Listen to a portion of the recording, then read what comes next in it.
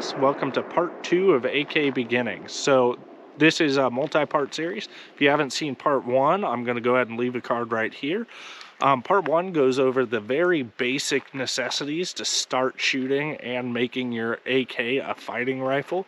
Part 2 is going to be going over the next segments of kit and gear I think you should focus on once you've met the requirements from part 1. So where we're going to be touching today is we're going to be touching on optics. We're going to be touching on magazines, which is actually a pretty big deal when it comes to AKs.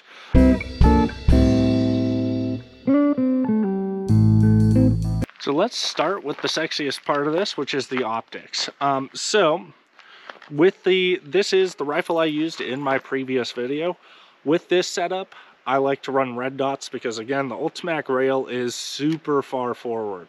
Now, red dots are king in terms of speed.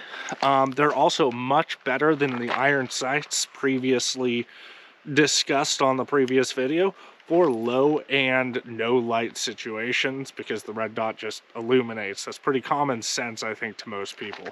But in terms of red dots, I actually really enjoy these Holosuns. I know you're giving money to the Chinese Communist Party, but your iPhone is too, so let's just get over that. These red dots hold up incredibly well. The only reason I would really upgrade from this to go to like an aim point would be if I'm running night vision. But past that, these Holosuns have really proven themselves to be good optics, and you can watch dozens of torture tests on these guys and they just hold up. Again, aim point is going to have better light transmission for nods, so if you're running nods, probably run an aim point. But if you're just using white light and just shooting and just starting out, which is kind of what this entire series is going to be based off of, the Holosun is a really hard red dot to beat. I've really enjoyed mine. I've got a few. They hold up really great. They've got good battery life. They're really solid units. So I can't recommend that highly enough in terms of red dots. So in terms of magnification, I really tend to like the prism scopes over LPVOs. The main reason why is LPVOs are generally fairly heavy. They add roughly between 1.5 pounds and to 2 pounds to your gun, and AKs are already slightly heavier than AR-15s. So as you add more stuff, the gun becomes heavier, a little more unwieldy. It'll fatigue you faster. So I really enjoy these prism scopes. This is a Trijicon TA50 ACOG. I like this so much I have 2.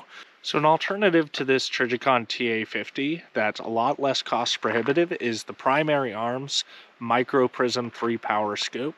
Now that guy is much more affordable. I think it's about 1/3 the price.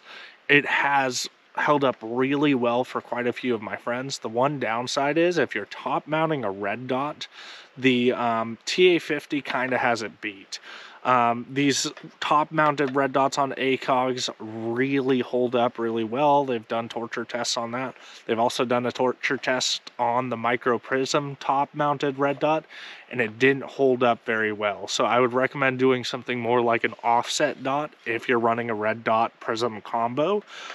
If you're just running a prism scope, rock that Primary Arms. It holds up incredibly well. One of the benefits I like about both this and the Primary Arms is they offer a ballistic reticle. Now the ballistic reticle at different ranges is like cheating. So I've taken this scope with my Alpha AK build out to 400 yards, hitting 1 for 1, 100, 200, 300, and 400 yards. I'll try and find that video, and if I do, I'll go ahead and cut that into here just to show how capable you can be with one of these micro prism scopes.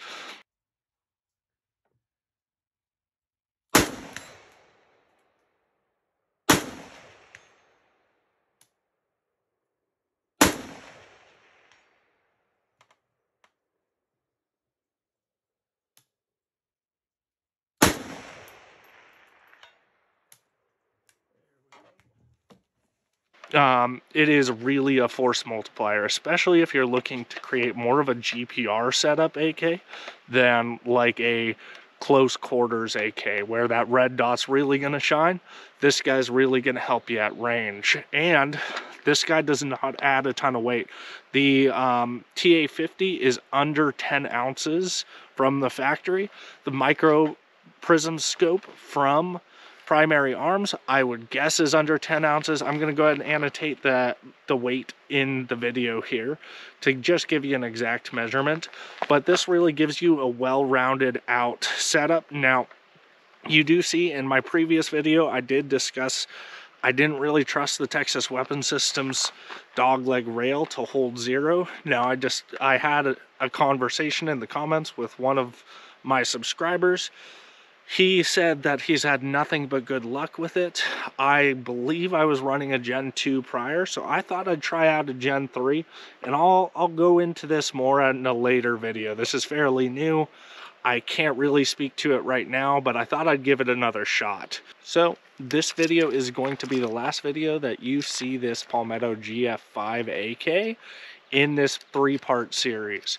So the reason why is because this is my retro AK. This is the one I just want to be wood and steel. I don't want to modify it too much. So the next part is really going to be going into depth of where to make quality of life improvements on your AK in terms of like all the different features, grip, stock, all that stuff. I'll get into that on that next video. So this guy's going to retire.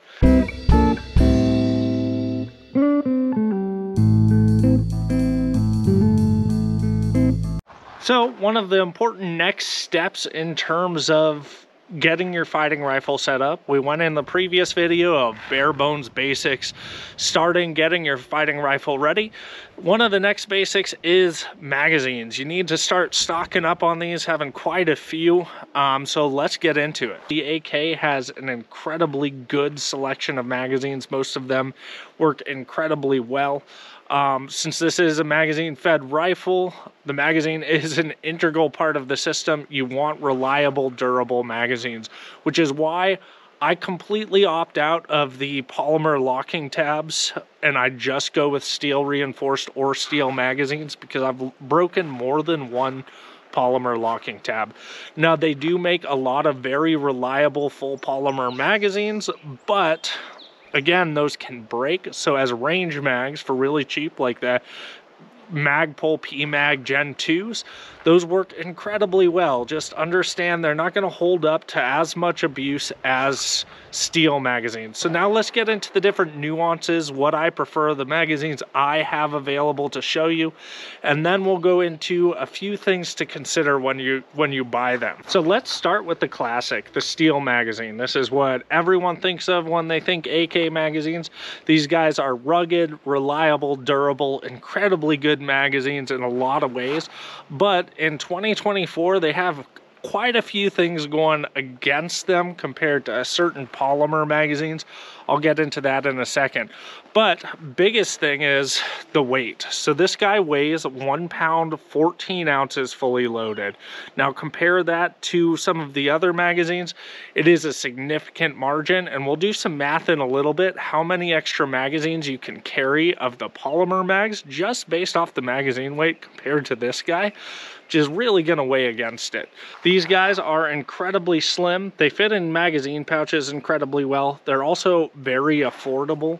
So really, this is the easiest way to get into really durable, reliable magazines for about half the cost of some of the polymer options, even a third or a quarter of the cost compared to some of the polymer options I'll show in a minute here.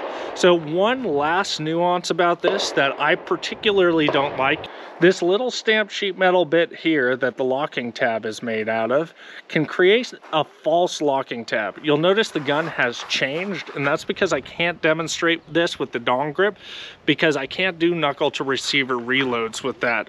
So when you insert, you can actually catch on the bottom of the sheet metal here, and you get the magazine stuck. It makes it a little tougher. Sometimes it'll overcome, but with other magazines it won't.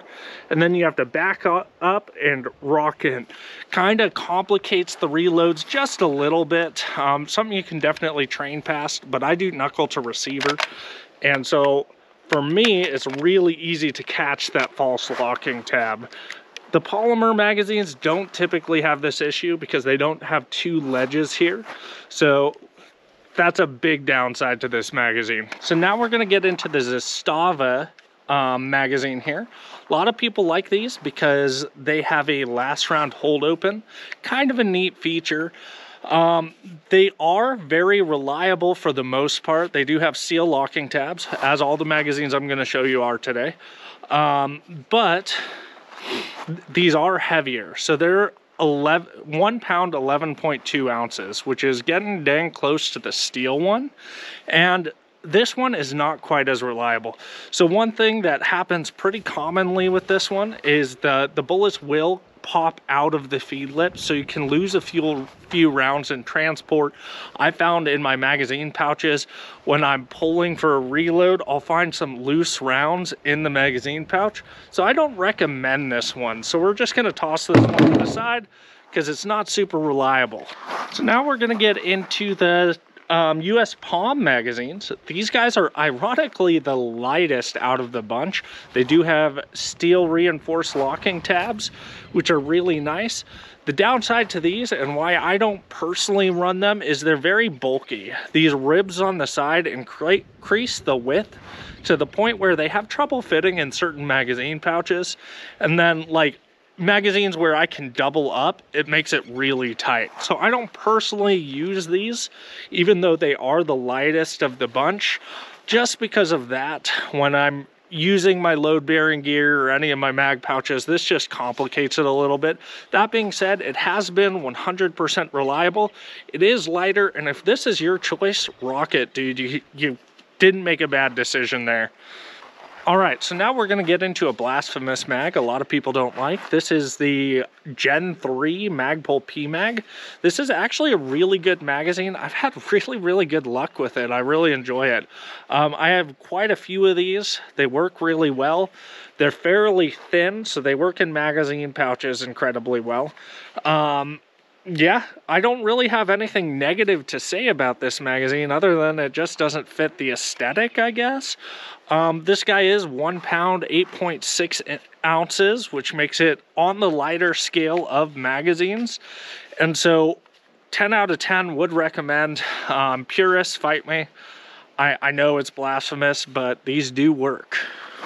So lastly, I have the Bulgarian Circle 10 magazines. For well over a decade, these have been the golden standard, and these have been what I've run the most. I trust these magazines wholeheartedly. They are incredibly expensive. I think these guys float around 50 to 55 bucks. So personally, if I were to do it all over again, let's say I had no magazines, I'd probably go Magpul over this because I've had incredibly good luck with the Magpul. But I have a bunch of these. I've put tens of thousands of rounds through these, and they have proven to be definitely top tier magazines. These guys do weigh 1 pound, 10.2 ounces. So they are a little heavier than the Magpul magazines, 2 ounces heavier. A little less than 2 ounces, but still. So you can't carry quite as much ammo with you if you're compensating with the magazines, but I don't know how relevant that is to you. It's still much lighter than these steels. So now we're going to get into combat load, how much you should carry. We all have our opinions on that. Some think it should be more than 7 magazines, some think it should be less, but general consensus is it's 7. So we're going to go with that just to have a basis of understanding of weight. So in terms of these two magazines, this guy fully loaded, 7 of these weigh 210 ounces. Now that is pretty hefty, pretty thick. Now let's get into these Magpul magazines. 7 magazines weigh under 172 ounces, so way less. In fact, you can carry an extra magazine, have 8 magazines, and you will be at 196. So you are way less on weight between these two. You save 14 ounces and you get an extra fully loaded magazine. So that's where magazine weight really becomes important, and why I kind of veer away from these steels. On top of that, that little locking tab bit, but you can really carry a lot more of these. In fact, if you up this to 9 magazines, you can carry 11 of these. So you can carry a lot more ammunition for the same or less weight using these polymer magazines, which is why it's the future, especially if you're using an AK for serious use. Steel magazines still work incredibly well. If you like them, rock them. Don't let me tell you what to do. You live your life. You're a strong, independent man or woman, and so hopefully you guys found this video informative. If you did, go ahead and like, comment, and subscribe. And never forget to go outside, touch grass, and eat ass. All right, guys?